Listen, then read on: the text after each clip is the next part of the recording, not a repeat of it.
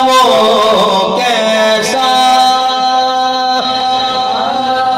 سما ہوگا، وہ کیسی گھڑی ہوگی۔ بسم اللہ الرحمن الرحیم۔ السلام علیکم ورحمۃ اللہ وبرکاتہ۔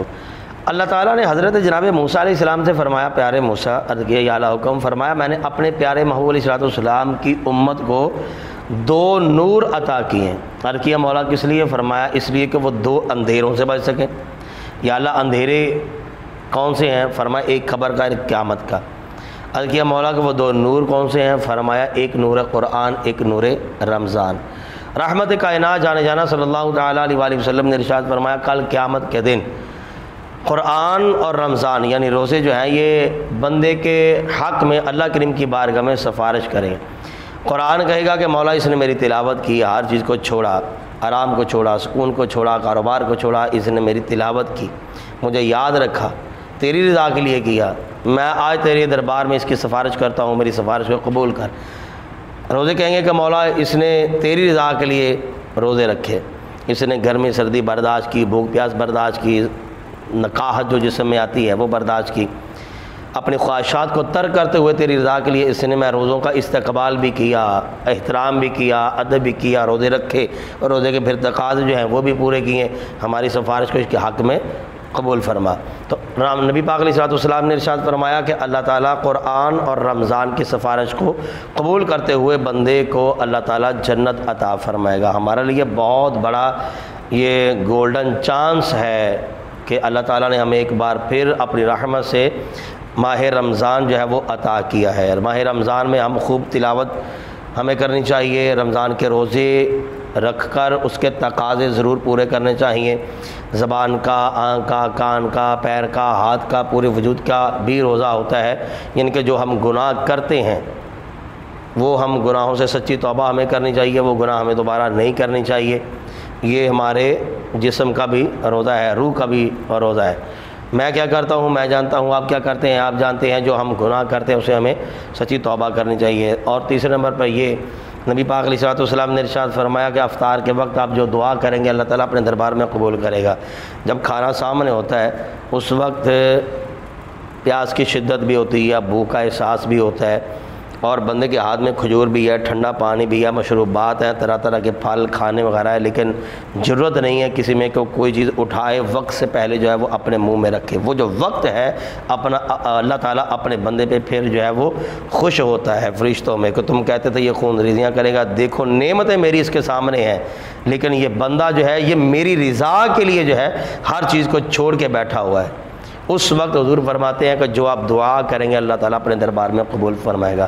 اپنے لیے اچھی اچھی دعا کیجیے، ملک پاکستان کے لیے کیجیے گا، ہمارے جو وہ مسلمان بہن بھائی جو عراق، شام، فلسطین، کشمیر، برما میں ظلم و ستم کی چکیوں میں پس رہے ہیں، ملک پاکستان میں بلا وجہ مقدمات ہو رہے ہیں، جھوٹے کیس کیے جا رہے ہیں اور ظلم و ستم کیے جا رہے ہیں، ان کے لیے بھی دعا کیجیے گا، اللہ تعالیٰ عزت کے ساتھ رہائیاں نصیب فرمائے۔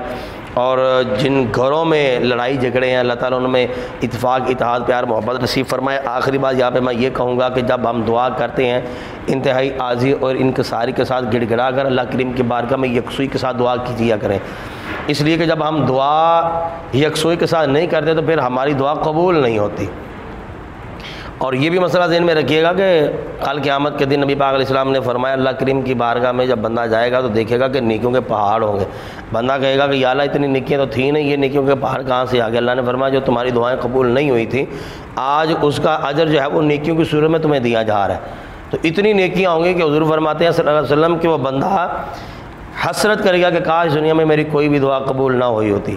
تو بہرحال یہ بھی ایک اللہ تعالیٰ کا فضل ہے جو ہماری دعا قبول نہیں ہوتی، اس کا اجر ہمیں بالآخر جو ہے وہ لازمی ملے گا۔ حضرت بہاء الدین ذکریہ ملتانی رحمۃ اللہ تعالیٰ علیہ آپ کے دربار پر، آپ کے مزار پر انوار پر حاضری کے لیے وقت کا بادشاہ اورنگزیب جب آیا تو دیکھا تو باہر ایک آدمی تھا جس کی آنکھیں نہیں تھیں، نابینا تھا، تو وہ دعا کر رہا تھا کہ حضرت مجھے اللہ سے آنکھیں لے دے۔ تو بادشاہ نے پوچھا بھی کتنی دیر ہوگی دعا کرتے ہوئے آنکھیں مانگتے؟ اس نے کہا جی 5 سال۔ اس نے کہا نہیں ملے، اس نے کہا نہیں ملے۔ بادشاہ نے کہا سپاہ سالار جو سپاہی تھے اس نے کہا کہ اس کے سامنے کھڑے ہو جائے، یہ بندہ کہیں ادھر ادھر کھسک نہ جائے، کہیں جائے نہیں۔ اس کو پکڑ کے رکھنا۔ بادشاہ نے کہا میں اندر حاضری کے لیے جا رہا ہوں، واپس جب آؤں تو تمہاری آنکھیں مل جانی چاہیے، اگر مل گئی تو ٹھیک، وگرنہ گردن کاٹ دوں گا۔ بادشاہ جب حاضری کے بعد واپس آیا، دیکھا تو اس نابینے کو اللہ نے آنکھیں دینی تھی، وہ بینا ہو چکا تھا، دیکھنے لگ گیا تھا۔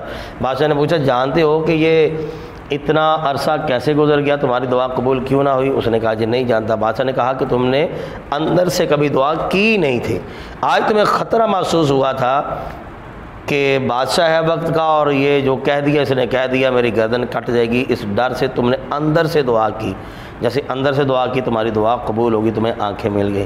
اس لیے جب ہم دعا کریں تو یہ بھی یاد رکھیے گا کہ اس وقت بڑا ایک ماحول سا بنا ہوتا ہے، بچے بھی بعض اوقات ہوتے ہیں اور کچھ چیزیں ہوتی ہیں، یہ لے آؤ وہ لے آؤ، شور شرابہ بھی ہوتا ہے، لیکن ہمیں چاہیے کہ ان چیزوں کا ہم اہتمام پہلے کر لیں۔ جب وقت افطار ہے تو اس وقت یکسوئی کے ساتھ گڑ گڑا کر روتے ہوئے اللہ کریم کی بارگاہ میں دعا کیجیے گا۔ ہمارے چینل پر نئے ہیں سبسکرائب ضرور کیجیے گا، ثواب ہوگا اگر آپ اس کو شیئر کریں گے، لائک کریں گے، اچھے کمنٹ ضرور کیجیے گا۔ السلام علیکم ورحمۃ اللہ وبرکاتہ۔